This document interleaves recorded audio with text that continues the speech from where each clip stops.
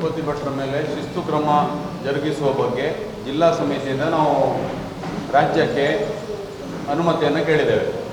ಅದನ್ನು ರಾಜ್ಯದವರು ಮಾಡ್ತಾರೆ, ನಾವು ಶಿಫಾರಸು ಮಾಡಿದ್ದೇವೆ. ಅವರ ಬಗ್ಗೆ ಶಿಸ್ತು ಕ್ರಮ ಜರುಗಿಸುವಾಗೆ ಶಿಫಾರಸು ಮಾಡಿದ್ದೇವೆ. ಅದು ರಾಜ್ಯದವರು ತಗೊಳ್ಳುವಂಥ ತೀರ್ಮಾನ. ಮತ್ತೆ ರಘುಪತಿ ಭಟ್ರು ಬೇರೆ ಬೇರೆ ಕಡೆ ಎಲ್ಲ ತನಗೆ ಅನ್ಯಾಯ ಆಗಿದೆ ಅಂತ ಹೇಳುವಂಥ ಮಾತುಗಳು ಕೇಳಿ ಬರ್ತಾ ಇದೆ. ಖಂಡಿತವಾಗಿಯೂ ನಮ್ಮ ಪಾರ್ಟಿಯಿಂದಾಗಿ ಅವರಿಗೆ ಯಾವುದೇ ಅನ್ಯಾಯ ಆಗಲಿಲ್ಲ.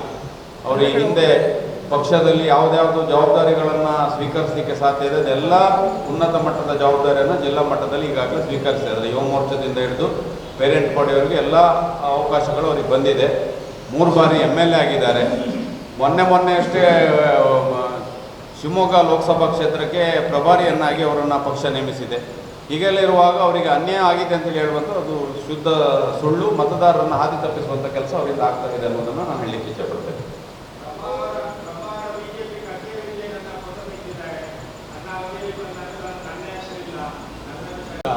ಅದಕ್ಕೆ ಬಂಡಾಯ ಉತ್ತರ ಅಲ್ಲ, ಅದು ಪಕ್ಷದಲ್ಲಿ ಮಾತನಾಡುವಂಥ ವಿಚಾರಗಳು. ಅದಕ್ಕೆ ಬಂಡಾಯ ನಿಲ್ಲುವಂಥದ್ದು ಉತ್ತರ ಆಗುವುದಿಲ್ಲ.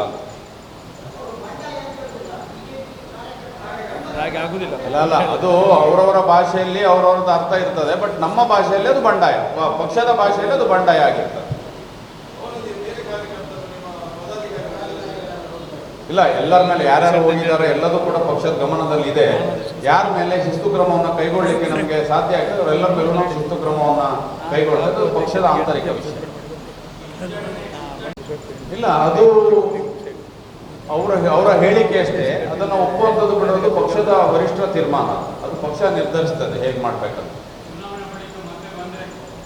ಇಲ್ಲ, ಅದು ಪಕ್ಷದ ವರಿಷ್ಠ ತೀರ್ಮಾನ. ಈಗ ನಾವು ಅವರನ್ನು ನಾಳೆ ಪಕ್ಷಕ್ಕೆ ಬಂದರೆ ಪುನಃ ಬನ್ನಿ ಅಂತೇಳಿ ಹೇಳುವಂಥ ಶಿಫಾರಸು ಮಾಡಿದ್ದಲ್ಲ. ನಾವು ಶಿಫಾರಸು ಮಾಡಿದ್ದು ಅವರಿಗೆ ಪಕ್ಷದಲ್ಲಿ ಶಿಸ್ತು ಕ್ರಮವನ್ನು ಜರುಗಿಸಬೇಕು ಅಂತೇಳಿ ಶಿಫಾರಸು ಅಷ್ಟನ್ನೇ ನಾವು ಮಾಡಿದ್ದೇವೆ.